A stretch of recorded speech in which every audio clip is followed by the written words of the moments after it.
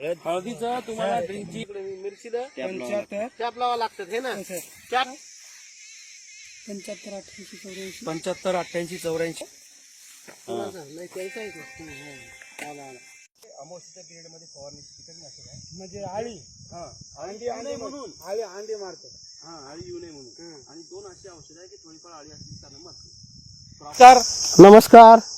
आज आपण हिंगोली जिल्ह्यामध्ये येडूद या गावामध्ये आलेला आहे आणि प्रगतशील शेतकरी संतोष भाऊ घुगे यांच्या शेतामध्ये आज आपण आलेला आहे.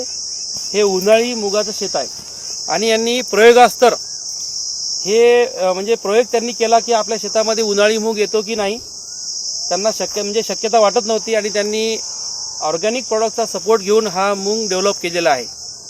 तर आपण त्यांच्याकडून जाणून घेऊ की त्यांनी धन्वंतरीचे जे ऑर्गॅनिक प्रोडक्ट आहेत याचा उपयोग त्यांनी कसा केला.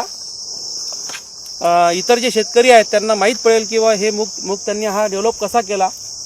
तर संतोष भाऊ, तुम्ही हे जे धन्वंतरीचे प्रोडक्ट आहे याचा उपयोग केला सर. तर उपयोग करताना तुम्ही प्रोडक्ट जे आहेत कसे कसे वापरले, म्हणजे बीज प्रक्रिया वगैरे कोणत्या औषधानं केली. बीज प्रक्रिया सुद्धा यानंच केली आपल्या RPS 76 बीज प्रक्रिया केली. बीज प्रक्रिया केल्यानंतर तुम्हाला उगवण क्षमतेमध्ये काय रिझल्ट वाटला. उगवण शक्ती एकदम चांगली झाली सर. म्हणजे जेवढं आपण पेरलं तेवढं सुद्धा उगवलं. म्हणजे उगवण क्षमता चांगली निघाली. हो. त्याच्यानंतर खत वगैरे कोणतं वापरलेलं आहे तुम्ही. खत कोणतंच नाही वापरलं नाही. त्याच्यानंतर ज्या फवारण्या घ्यायला पाहिजेत आपण त्या आतापर्यंत किती फवारण्या घेतल्या आणि त्याच्यामध्ये जवळपास कोणती औषधं वापरली. आतापर्यंत 3 फवारण्या झाल्या. याच्यामध्ये RPS 76 इमरीच रिच टाकलं आणि आता शेवटची फवारणी जी केली ते फ्लोरिच ची केलेली आहे. आता तिसरी. पहिल्या 2 फवारण्या तुम्ही RPS इम्युनिटी अल्ट्राच्या केल्या आणि मायक्रो रिच सुद्धा त्याच्यासोबत टाकलं. मायक्रो रिच सुद्धा टाकलं आणि जी शेवटची आता फवारणी केलेली आहे जी आपण म्हणतो फ्लॉवरिंग स्टेज मधली फवारणी, त्या फवारणीमध्ये तुम्ही हे फ्लोरारिच आणि मायक्रोरिच वापरलेलं आहे. तर तुम्ही धन्वंतरीचे प्रोडक्ट वापरून तुम्हाला या मुगामध्ये काय बदल वाटतो. बदल म्हणजे सर भरगोच फुलं लागलेली आहेत, शेंगा सुद्धा लागल्या आणि विविध प्रकारच्या मधमाशा इथं एकत्र म्हणजे फुलावर बसलेल्या दिसायल्यात.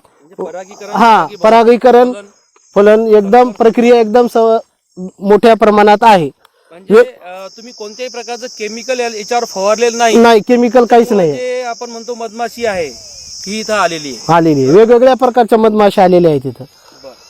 आणि याला आपण म्हणतो की क्वालिटी जी आहे मुगाची क्वालिटी जी आहे हिरवीगार आहे. अजून कोकडा वगैरे नाहीये सर त्याच्यावर. काही दिसत नाही. पानं कुरतडलेले कुठं नाही. बरोबर आहे. कोकडा वगैरे नाही आणि फुलं आणखी लागणं चालू आहे. मोठ्या प्रमाणात फुलं लागायला. शेंगा पण भरण्याची अवस्था आता सुरू झालेली आहे. तर एकंदरीत तुम्हाला धन्वंतरीचे जे ऑर्गॅनिक प्रोडक्ट आहेत त्यांचा जो रिझल्ट आलेला आहे त्याच्याबद्दल तुम्ही समाधानी आहे. हो, समाधानी आहे सर. एकंदरीत म्हणजे खर्च जास्त लागला नाही आणि रासायनिक खत अजिबात वापरले नाही. रासायनिक औषधं सुद्धा वापरले नाहीत. जे काही वापरलं ते RPS 76 फ्लोरिज आणि इमरीच हेच वापरलं, दुसरं काहीच वापरलं नाही. हा जो मूग आहे हा ऑर्गॅनिक मूग डेव्हलप झालेला. ऑर्गॅनिक म्हणून डेव्हलप झालेला सर. अगोदर तुम्ही जो रिझल्ट घेतलेला आहे तर कोणत्या पिकामध्ये तुम्ही रिझल्ट घेतला आणि तुम्हाला त्याचा काय अनुभव आला. मी सर आपल्या सोयाबीनचा रिझल्ट घेतला सर. आपल्याला 12चा उतार आलेला आहे. सोयाबीनला सुद्धा 12चा एकरी आवरेज आलेला आहे. 12 क्विंटल.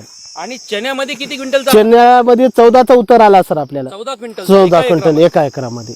म्हणजे तुम्ही अगोदर धन्वंतरीच्या प्रोडक्टचा अनुभव घेतलेला आहे आणि त्याच्यामुळे तुम्ही हे मूग जो आहे धन्वंतरीच्या प्रोडक्टवर घेण्याचा निर्णय घेतला सर. म्हणजे एकंदरीत तुम्ही खुश आहे. हो सर, खुश आहे. जे शेतकरी आहेत त्यांना तुमचा धन्वंतरीच्या ऑर्गॅनिक प्रोडक्ट बद्दल काय संदेश राहील.